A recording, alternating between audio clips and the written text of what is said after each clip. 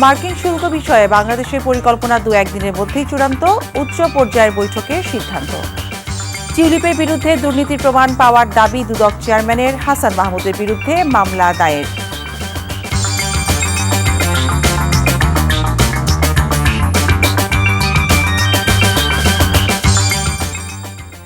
আসসালামু আলাইকুম।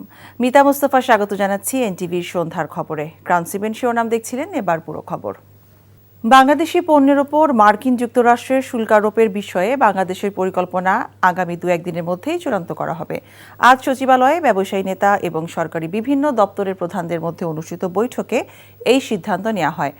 অর্থ উপদেষ্টা ডক্টর সালেউদ্দিন আহমেদের সভাপতিত্বে অনুষ্ঠিত এই বৈঠকে পরিকল্পনা উপদেষ্টা, বাণিজ্য উপদেষ্টা, বিদ্যুৎ ও জ্বালানি উপদেষ্টা, প্রধান উপদেষ্টার হাই রিপ্রেজেন্টেটিভ ছাড়াও বিভিন্ন সরকারি প্রতিষ্ঠানের প্রধানগণ যোগ দেন। দেশের শীর্ষস্থানীয় ব্যবসায়ী নেতারাও এই বৈঠকে যোগ দেন।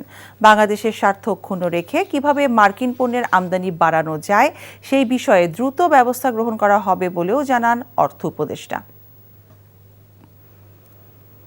বাংলাদেশের অর্থনৈতিক স্থিতিশীলতা এবং আর্থিক খাতের সংস্কার কর্মসূচিতে আইএমএফ সন্তুষ্ট। ঢাকা সফররত আন্তর্জাতিক মুদ্রা তহবিল আইএমএফ প্রতিনিধি দলের সাথে সচিবালয়ে বৈঠক শেষে একথা জানান অর্থ উপদেষ্টা ডক্টর সালেউদ্দিন আহমেদ। বলেন, আগামী জুনে আইএমএফের ঋণের অর্থ ছাড়ে আশাবাদী তিনি আরও বলেন, বাংলাদেশের অর্থনীতি সঠিক পথে রয়েছে বলে মনে করেন আইএমএফ। তাদের চতুর্থ ও পঞ্চম কিস্তির ঋণ পাওয়ার জন্য যা যা দরকার সবই করছে সরকার। এর আগে সাংবাদিকদের সাথে আলাপকালে অর্থ উপদেষ্টা বলেন, যুক্তরাষ্ট্রের শুল্কারোপের কারণে অর্থনীতিতে যে প্রভাব পড়বে তা সামাল দেয়া কঠিন হবে না।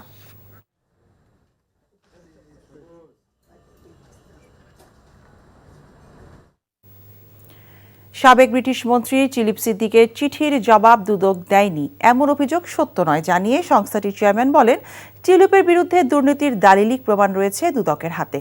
দুদক কার্যালয়ে ব্রিফিংয়ে তিনি জানান, 650 কোটি টাকার অবৈধ সম্পদ অর্জনের অভিযোগে সাবেক পররাষ্ট্রমন্ত্রী হাসান মাহমুদ এবং তার স্ত্রীর বিরুদ্ধেও মামলা করা হয়েছে। দুর্নীতি দমন কমিশনের দায়েরকৃত মামলায় দুর্নীতির অভিযোগে অভিযুক্ত মিস টিউলিপ সিদ্দিকি বিলেতে আইনজীবীর পাঠানো পত্রের জবাব আমরা দিইনি। দুর্নীতি দমন কমিশন তার আইনজীবীকে এবং আইনজীবীর মাধ্যমে মিস টিউলিপ সিদ্দিকিকে ইতিপূর্বেই জানিয়ে দিয়েছে, সম্পূর্ণভাবে দালিলিক প্রমাণের উপর ভিত্তি করেই আদালতে দুর্নীতির চার্জশিট দাখিল করা হয়েছে। দেশে উৎপাদনশীল খাতে বিনিয়োগ বৃদ্ধির লক্ষ্যে আগামীকাল শুরু হচ্ছে 4 দিনব্যাপী বিনিয়োগ সম্মেলন। রাজধানীর ইন্টারকন্টিনেন্টাল হোটেলে বাংলাদেশ বিনিয়োগ উন্নয়ন কর্তৃপক্ষ বিডার আয়োজনে সম্মেলন অনুষ্ঠিত হবে 7 থেকে 10 এপ্রিল পর্যন্ত। দুপুরে রাজধানীর ফরেন সার্ভিস একাডেমিতে এক সংবাদ সম্মেলনে বিডার নির্বাহী পরিচালক চৌধুরী আশিক মাহমুদ বিন হারুন জানান, এবারের সম্মেলনে 50টি দেশের 1000-এর বেশি অতিথি অংশ নেবেন। বিএনপি চেয়ারপারসন বেগম খালেদা জিয়ার ছোট ছেলে মরহুম আরাফাত রহমান কোকোর শাশুড়ি SUF মুকরেমা রেজার দাফন সম্পন্ন হয়েছে।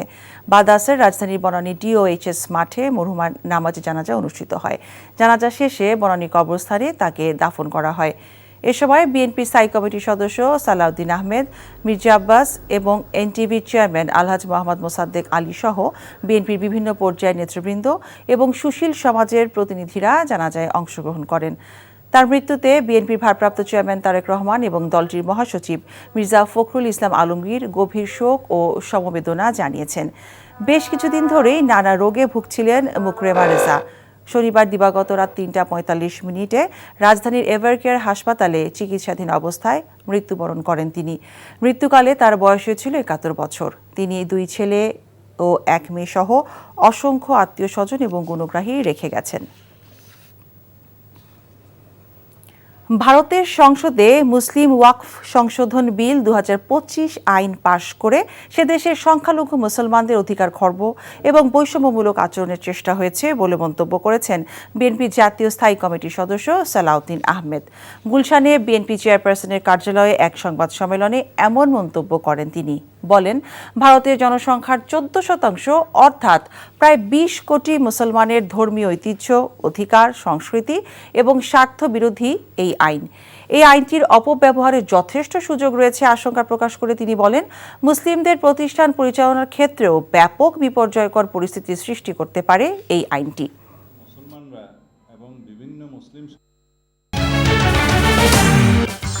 মার্কিন শুল্ক বিষয়ে বাংলাদেশের পরিকল্পনা 2-1 দিনের মধ্যেই চূড়ান্ত, উচ্চ পর্যায়ের বৈঠকের সিদ্ধান্ত। টিউলিপের বিরুদ্ধে দুর্নীতির প্রমাণ পাওয়ার দাবি দুদক চেয়ারম্যানের, হাসান মাহমুদের বিরুদ্ধে মামলা দায়ের। এই ছিল সন্ধ্যার খবরে। এই খবরের ভিডিও সহ আপডেট জানতে ভিজিট করুন এনটিভি অনলাইন www.ntvbd.com। এছাড়াও এনটিভি জনপ্রিয় সব অনুষ্ঠান ও খবরের আপডেট জানতে ভিজিট করুন আমাদের ইউটিউব ও ভেরিফাইড ফেসবুক পেজ। রাত 10:30টায় রাতের খবর দেখার আমন্ত্রণ রইল। সবাইকে ধন্যবাদ।